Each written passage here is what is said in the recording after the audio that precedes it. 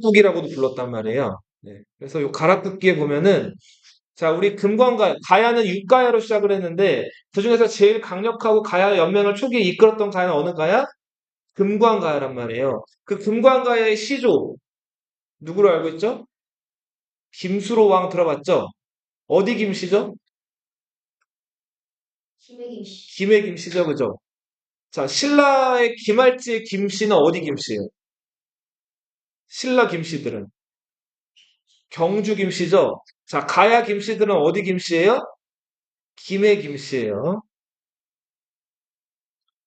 자, 이게 수로왕 탄생설화예요. 수로왕의 탄생 이야기인데, 수로왕의 탄생과 가야가 처음에 몇 개 있었대요? 6가야가 있었다고 하죠? 자, 가락국기, 그러니까 가야국기라고 보시면 돼요. 개벽 이후로 이곳에는 아직 나라의 이름이 없었고, 또한 군신의 칭호도 없었다. 이때 아도간, 여도간, 파도간, 오도간, 유수간, 유천간, 신천간, 오천간, 신기간 등 9간이라는 자가 있었는데, 간이 뭘까, 간? 마립, 간, 칭기즈, 칸, 마가, 우가, 구가, 저가. 여기서 가나 칸, 간은 다 뭘 뜻할까요? 왕 임금님을 뜻해요. 네. 자, 신라 가야 지역에 9명의 임금님, 우두머리가 있었다는 거예요. 이들이 추장으로 백성들을 통솔했대요. 네. 자, 그러다가 북쪽 구지에서 구는 무슨 구자일까, 이거? 자, 나중에 그 김해 지역 가보면은 혹시 알 수 있습니다. 한 20m 되는 언덕이 있어요. 그 언덕에 보면은 너희 그 거북이 보면 거북이 이렇게 머리 쏙 빼면은 머리만 이렇게 나오죠. 그죠? 거북이 머리를 닮은 그 바위 봉우리가 있단 말이에요.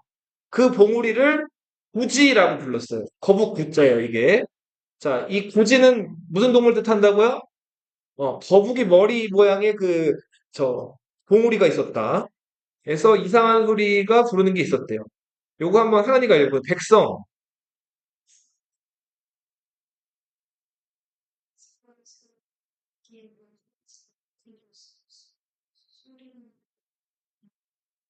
네, 여기에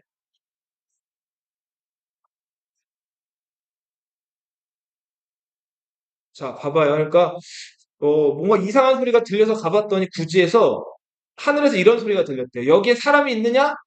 자, 그랬더니 아홉 임금님이 뭐라 그랬대요? 네, 우리들이 있습니다라고 얘기했다고 하죠? 자, 그 다음에 요 도건이가 여기서 내가 네, 어디였다고 그랬어요? 그죠? 자, 지금 구지라는 곳에 이제 웬 이상한 소리가 들려온 거죠. 자, 그리고 황천이부터 정리가 읽으세요.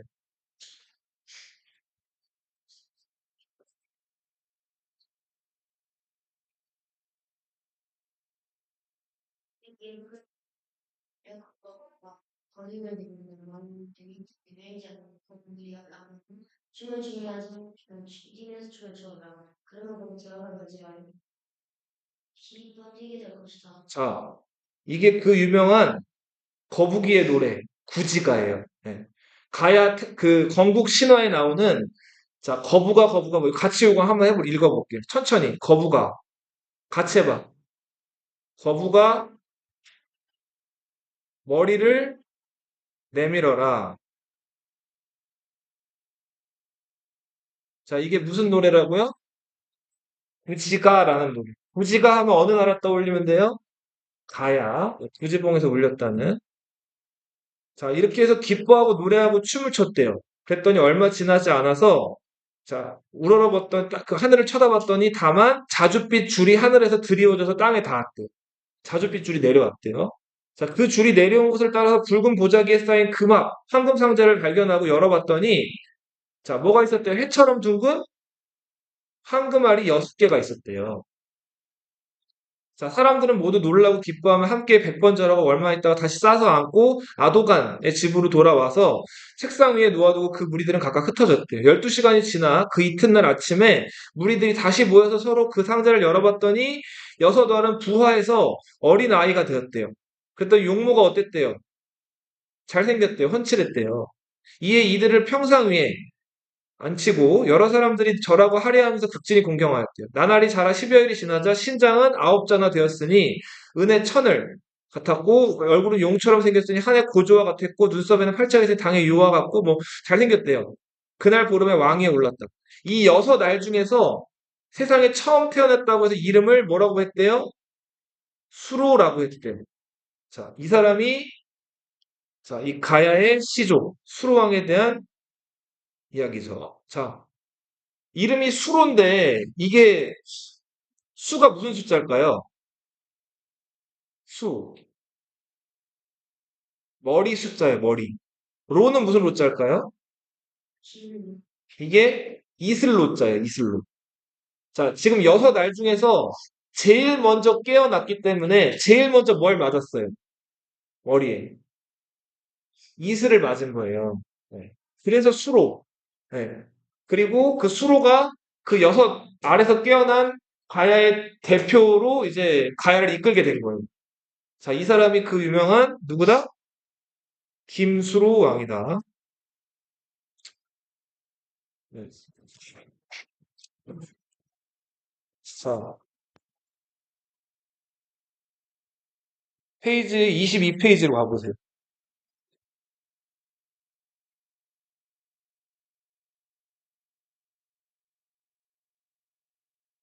자, 우리 가야 이전에 사만 기억나죠? 마한, 변한, 진한 기억나죠? 자, 그 중에서 이제 그 변한에는 12개의 나라가 있었는데 그 변한 12개의 나라에서 좀 뭐랄까 그 나머지 나라를 대표했던 나라가 구야국이었단 말이에요. 이 구야국이 우리가 오늘 지금 배우고 있는 이 가야의 어떻게 보면 시조가 된 나라라고 볼 수 있고 자, 이 그 지역에 9명의 임금님이 살았다 그랬죠. 아도간을 시작으로. 그죠? 자, 그들이 부지봉에 올라와가지고 하늘로부터 부지가라는 노래 부르라는 얘기를 들었죠. 거부가 거부가 머리를 내밀어라. 그렇지 않으면 어떻게 한다고요? 구워 먹으리 하고 위협을 하는 거죠. 자, 이 부지가가 들려오고 나서 그 자주빛끈이 내려와가지고 그 끈을 따라가 봤더니 황금 상자가 있었대요. 그 황금 상자를 열어봤더니 뭐가 있었다 그래요? 6개의 알이 있었다 그러죠. 자, 그 알을 12시간 동안 냅뒀더니 이 알에서 이제 깨어나가지고 사람이 나왔는데, 자, 그 중에서 제일 먼저 나온 그 아이 이름이 뭐였어요? 수루. 머리 숫자에 무슨 로자? 이슬 로자. 수로왕이죠. 그리고 상자는 상자인데 어떤 색깔 상자였어요? 금색이었죠. 우리 금을 뜻하는 한자가 쇠금자죠? 그쵸? 그래서 금수로인데 앞에 들어가면 금수로라고 안 하죠. 뭐라 그래요? 맨 앞으로 가면. 김이라고 하죠.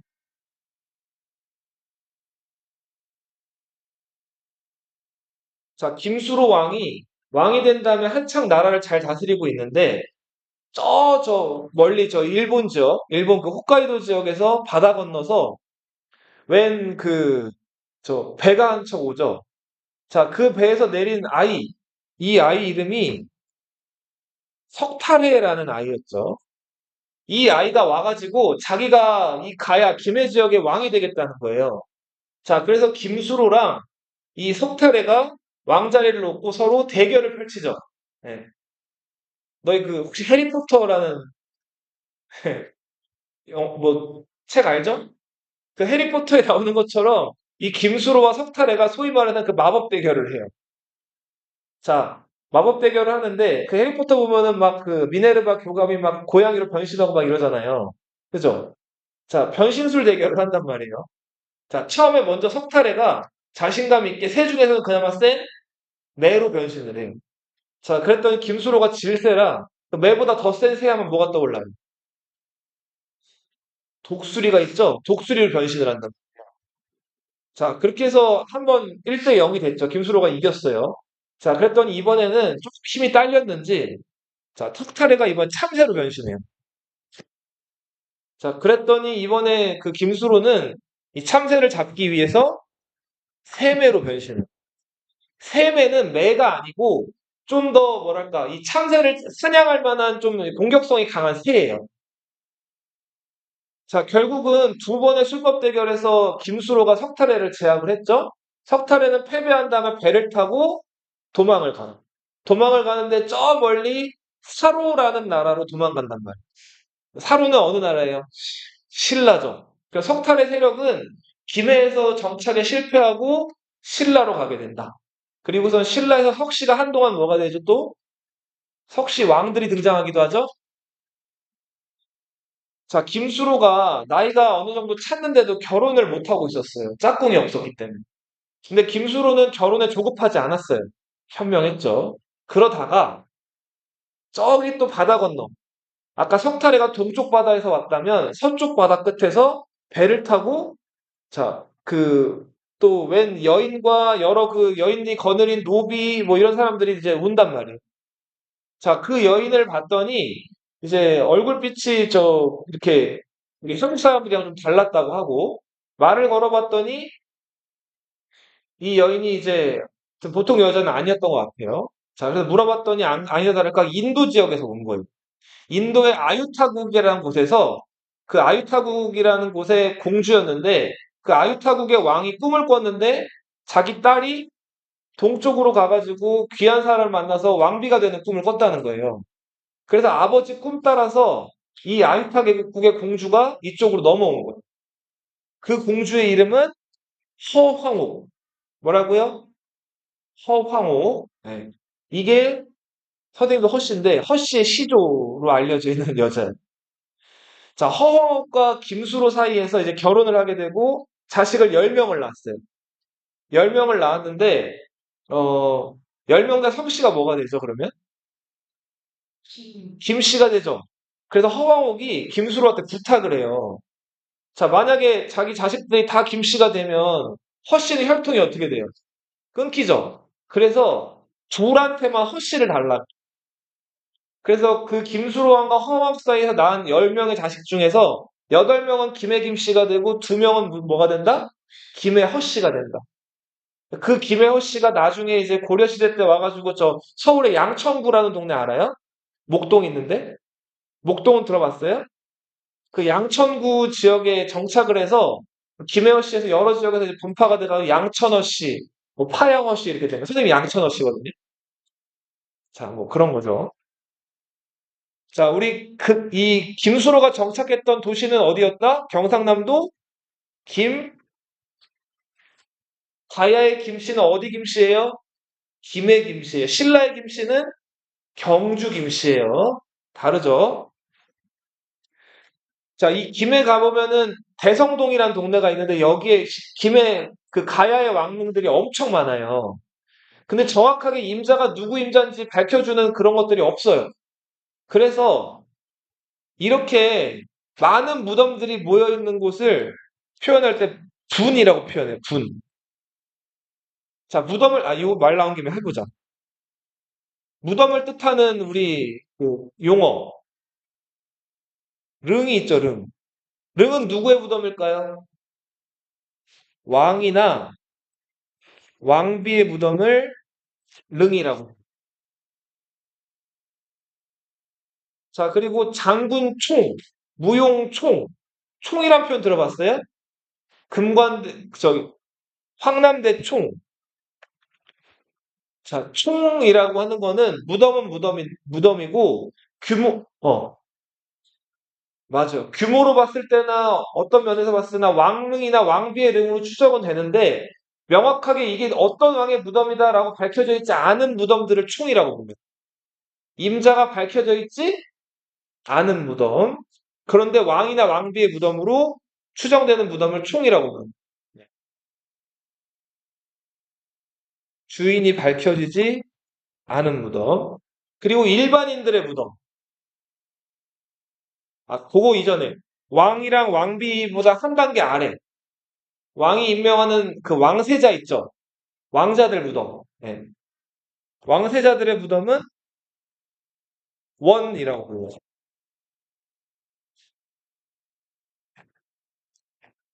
저희 예를 들면은 그 정조의 아버지 사도세자라고 들어봤어요?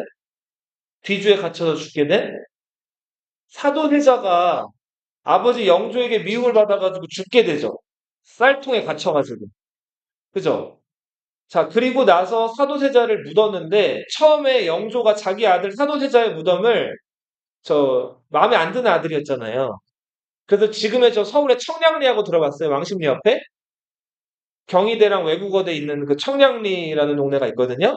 그 회기동 그 자락에다가 그 아들 무덤을 만들었는데 그 무덤이 영우원이었어요. 원. 영우원. 자, 근데 사도세자의 아들이었던 정조가 왕이 되죠. 그러면서 자기 아버지를 굉장히 뭐랄까 좀 사무치게 그리워했죠. 그래서 아버지 무덤을 청량리에서 어디로 옮겼어요? 수원으로 옮겼죠. 그리고 수원에다가 자기 이상을 담은 화성룡도 건설하잖아요. 그죠? 수원으로 옮기면서 아버지 무덤을 혈룡원이라고 이름을 바꿔요. 어.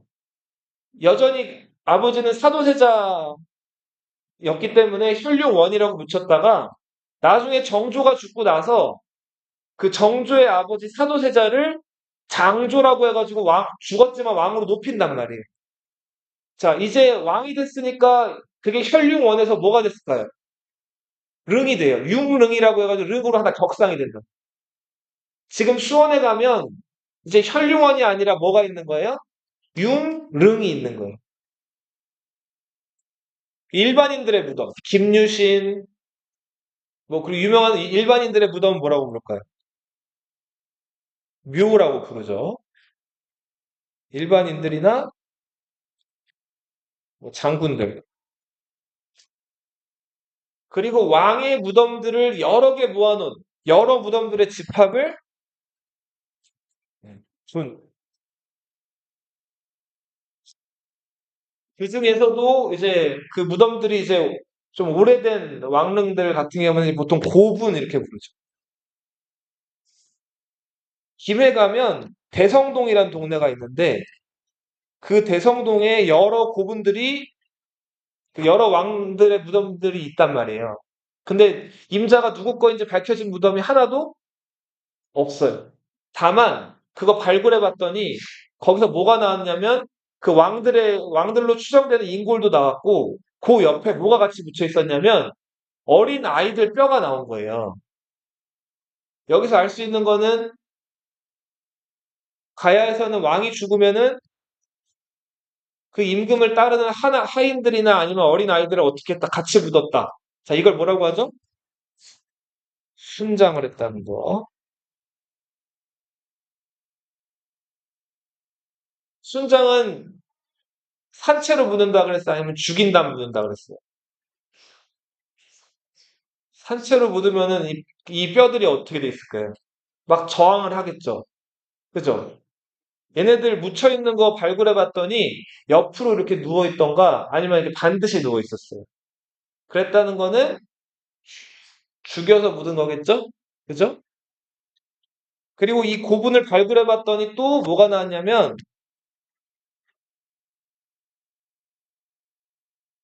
철가봇이라든지 철과 관련된 부장품들이 나왔어요. 여기서 알 수 있는 거 가야는 뭐를 잘 만들었었던 나라다? 철을 잘 재련해가지고 만들었었던 나라가 가야. 그리고 그 대성동 고분군을 발굴해 봤더니 여러 가야의 왕관들 이런 것들이 나왔단 말이에요. 금동관 이런 것들이. 자, 그래서 우리는 이 가야를 무슨 가야라고 부른다?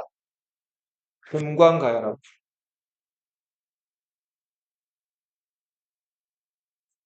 가야 그 금관 발굴된 거 지금 박물관 이런 데 전시가 돼 있거든요. 그 송금도 아니고 동에다가 금을 입혀놓은 금박을 입혀놓은 금동관인데 그 관 하나에 얼마나 할까요? 가격을 매길 수 없을 정도의 귀한 가치지만 40억이에요. 관 하나에. 그래서 그 도굴꾼들이나 이런 사람들이 있는 거예요. 그런 거 잘 도굴하면 인생 어떻게 돼요? 네, 벼락 역전되는 거죠, 그죠? 금관 과야는 잘 나가요. 4세기까지 잘 나가다가 4세기 말에 금관가야와 백제와 왜가 연합해가지고 신라를 쳐들어가죠. 자, 그래서 신라를 위기에 처하게 만드는데 이때 신라가 어느 나라에게 도와달라고 하죠? 고구려에게 도와달라고 하죠. 그때 고구려 어느 도왕이 도와주러 와요? 광, 광개토 대왕이 이걸 도와주러 오죠. 그때 보병, 기병 합쳐서 몇만 명이 오죠? 5만 명이나 도와주러 온단 말이에요. 자, 그래서 이때 그 가야와 외 백제 연합군이 크게 패배하고 고구려 군대가 남쪽을 거의 쓸어버리다시피 하는데 이때 가야의 세력이 크게 위축이 돼요. 그러면서 금관가야가 여섯 가야를 이끌던 위치에서 그 여섯 가야의 일부로 전락을 해버린다. 자, 근데 이거는 말 그대로 역사 기록일 뿐이고 그 당시 가야가 셌다가 힘이 빠졌다는 결정적인 증거가 있어요. 자, 보세요. 김해 그 대성동 보금군에서 철이 많이 나왔다 그랬죠. 그죠? 자, 철은 당시에 그 일단은 만약에 너희가 그 철 제품을 만들어 쓰려고 한다면 이걸 어떻게 만들었을까요? 맞아요. 근데 녹이기 전에 어떻게 해야 돼요? 원료를 구해야 되겠죠.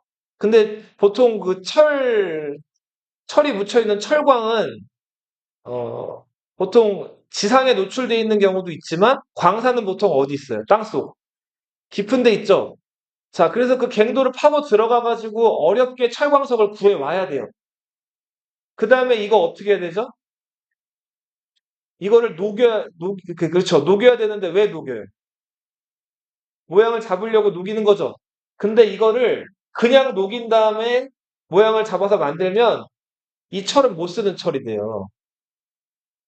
왜냐하면 그 철 안에 뭐 흙이라든지 납이라든지 돌멩이라든지 무슨 분들이 많이 섞여 있단 말이에요. 자, 그러면 이거를 걸러내려면 어떻게 해야 될까요? 이거를 계속 녹이고 식히고 녹이고 식히고를 반복해가지고 그 안에 불순물들을 아예 그냥 저기 걸러내는 방법들이 있어요. 예. 요런 걸 재련이라고 하는데 요런 것들을 거친 다음에 선철을 만들어내가지고 이거를 두드려서 펴서 만들어내는 거예요. 자, 근데 이 작업이 쉬울까요? 어려울까요? 옛날 사람들한테. 굉장히 어려웠겠죠? 그래서 이 철기를 다루는 집단은 그 가야의 왕족이나 일부 귀족들만 이게 가능했단 말이에요. 그래서 4세기 전까지 금관가야가 잘 나갈 때는 금관가야 그 왕릉들을 발굴해 보면 거기서 철제품들이 많이 나왔어요. 그런데 광개토대왕 공격이 있었다는 4세기 말에서 5세기 초부터 특히 5세기 접어들어서부터는 그 김해 왕릉을 발굴해 보면 철제품이 나온다 나오지 않는다? 하나도 안 나와요. 자, 이제 철을 만들 수 있는 집단이나 어떤 그런 사람들이 더 이상 김해 금관가야에 없어진 거죠. 자, 이제 금관가야의 힘이 여기서 많이 빠지게 되죠. 그렇게 가야는 점점 약화되다가 6세기에 신라에 의해서 멸망해요. 신라 어느 왕? 자, 금관가야는 어느 왕 때 멸망한다고요? 법풍왕 때 멸망을 해요. 금관가의 마지막 왕이 부형왕이라는 왕이에요. 이름은 김구해라는 사람인데 이 김구해가 낳은 아들이 김무력이라는 사람이죠. 자, 김무력은 백제 성왕을 전사시킨 왕이에요. 기억나죠? 김무력이 김서현을 낳고 김서현이 누굴 낳죠? 김유신을 낳죠. 김유신은 금관가야 마지막 왕족의 후예다. 나중에 누구랑 손을 잡죠? 춘추랑 손을 잡죠. 자, 우리 그 다음에 대가야라는 가야 볼게요. 보령에 있었어요. 딸기 유명한 동네. 이진 아시왕을 시조로 해요. 그 여섯 알 중에서 제일 먼저 태어난 게 수로라면 그 다음에 태어난 게 이진 아시. 자, 대가야는 금관가야 그늘에 가려가지고 한동안 빛을 못 보다가 광개토대왕 침략을 받으면서 금관가야가 세력이 많이 줄어든단 말이에요. 그 다음부터 대가야가 가야연맹을 이끌게 돼요. 요 보세요. 앞에 여섯 가야를 금관가야가 이끌던 시절 4세기까지를 전기가야연맹이라고 부릅니다. 뭐라고 부른다고요? 전기가야. 자, 금관가야가 광개토대왕 침략으로 쇠퇴한 다음부터 대가야가 중심이 돼서 가야를 이끌어가는데 이 가야 연맹을 무슨 가야 연맹? 무슨 후기 가야 연맹이라고 부르요. 자, 전기 가야 연맹의 맹주는 누구였어요? 금관 가야였죠? 후기 가야 연맹의 맹주는 어느 가야? 대가야가. 아까 얘기했던 그 만들기 어렵다는 철 부장품이 5세기부터는 대가야 중심지였던 고령 지역에서만 나와요. 네. 자, 대가야는 금관가야 멸망하고도 30년을 잘 버티다가 마침내 멸망하게 되는데 어느 왕 때 멸망했어요? 신라 진흥왕 때 대가야가 멸망하게 된 거예요. 요거 나중에 너희 중학교 가도 시험에 잘 나올 테니까 꼭 알아두세요. 자, 금관가야는 어느 왕한테 멸망했어요? 신라. 금관가야. 법흥왕 때 망했죠. 대가야는 진흥왕에 의해서 최종적으로 멸망을 하게 돼요. 그리고 나서 진흥왕이 자 대가야를 기념한 점령한 기념으로 그 고령 옆에 있는 창녕이라는 동네에다가 비석을 하나 세워요. 네, 그렇죠. 이게 창녕비고 진흥왕이 직접 가서 세운 비석 무슨 뭐라고 무슨 순수비라고 한다. 한번 써볼게요. 자 진흥왕 순수비. 순수는 왕이 직접 어디 가서 세운 비석이라 그랬죠. 진흥왕이 제일 먼저 세운 순수비는 북한산비예요. 이 북한산비는 어디 점령한 다음에냐면 한강 하류를 점령한 기념으로 세운 비석이고요. 그 다음에 창녕비. 이 창녕비는 어디 멸망시켰다고요? 대가야 멸망시키고 세운 비석이에요. 그 다음 신라가 저 고구려 땅까지 올라가가지고 함경도 지역을 장악해요.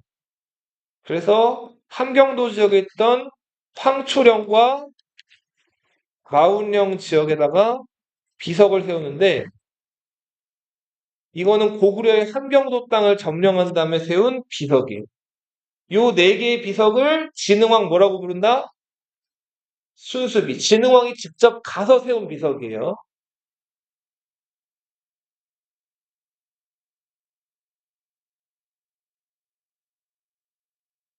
자, 가야가 멸망하니까 멸망한 가야 사람들을 가야에 그대로 내버려 두면 나중에 또 반란 일으킬 수가 있죠.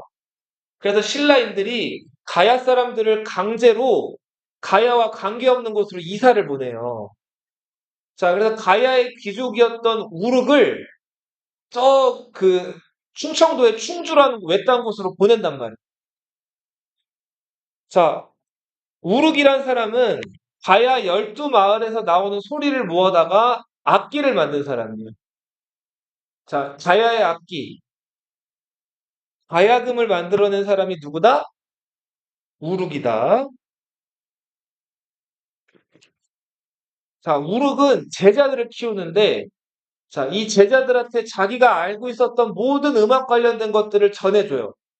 자, 계구한테는 가야금 연주 기술을, 법지라는 제자에게는 자, 노래하는 방법을, 만덕에게는 춤추는 방법, 이런 것들을 모두 전래해주게 됩니다.